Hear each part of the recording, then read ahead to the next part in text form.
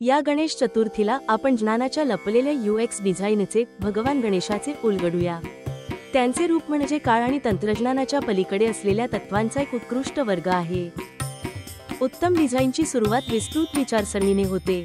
गणेश आपल्याला प्रथम zoom out करायला शिकवतो, समग्र दृष्टिकोन स्वीकारायला। हे आपल्याला बारकाव्यांवर लक्ष केंद्रित करण्यापूर्वी भव्य दृष्टिकोनाचा विचार करण्यास प्रोत्साहित करते। दृष्टी म्हणजे स्पष्टता, प्रत्येक गोष्ट लक्ष देण्यासारखी नसते, प्रत्येक प्रयत्नात अचूकता महत्त्वाची असते। गणेशाचे लहान डोळे आपल्याला खरोखर महत्त्वाच्या गोष्टींवर लक्ष केंद्रित करण्याची आणि लक्ष विचलित करणाऱ्या गोष्टी दूर करण्याची आठवण करून देतात। महान नेते उत्तम उत्पादनांसारखे बोलण्यापेक्षा जास्त ऐकतात। वाढ आणि सुसंस्कृतपणासाठी अभिप्रायासाठी मोकळेपणा महत्त्वाचा आहे। गणेशाचे मोठे कान खोल, सहानुभूतीपूर्ण ऐकण्याचे महत्त्व दर्शवतात। पर्वत उचलण्यापासून ते सुया उचलण्यापर्यंत लवचिकता हे अंतिम डिझाईन तत्व आहे। खोड अनुकूलता आणि विविध आव्हानांना तोंड देण्याची क्षमता दर्शवते।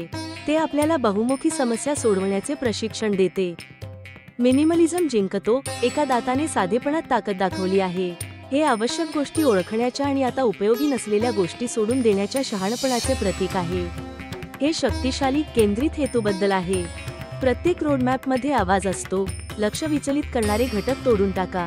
कुऱ्हाड बाह्य आणि अंतर्गत दोन्ही अडथळे दूर करण्याची शक्ती दर्शवते। प्रगती आणि स्पष्टतेचा मार्ग मोकळा करण्यासाठी ते एक साधन आहे। जी रचना आत्म्याला प्रेरणा देत नाही ती अपूर्ण असते। चिखलातून शुद्ध बाहेर पडणारे कमळ आंतरिक सौंदर्य आणि आध्यात्मिक शुद्धतेचे प्रतीक आहे। ते आपल्याला आठवण करून देते की खरे मूल्य आतून येते। शेवटी मिळणारा आनंद, प्रत्येक चांगल्या प्रवासात आनंद असला पाहिजे। मोदक हा समर्पित प्रयत्न आणि चिकाटीच्या गोड फळांचे प्रतीक आहे।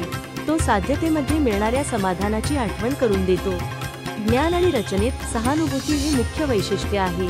गणेशाचा आशीर्वादाचा हात कृपा आणि संरक्षण देतो। तो आपल्याला दयाळूपणे आणि इतरांच्या गरजा समजून घेऊन नेतृत्व करायला शिकवतो।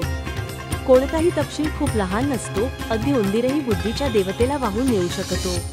हे आपल्याला आठवण करून देते की प्रत्येक घटक कितीही नम्र असला तरी महत्त्वाची भूमिका बजावतो।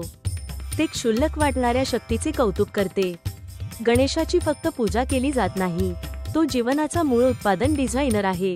या गणेश चतुर्थी फक्त साजरी करू नका, ज्ञान एकत्रित करा।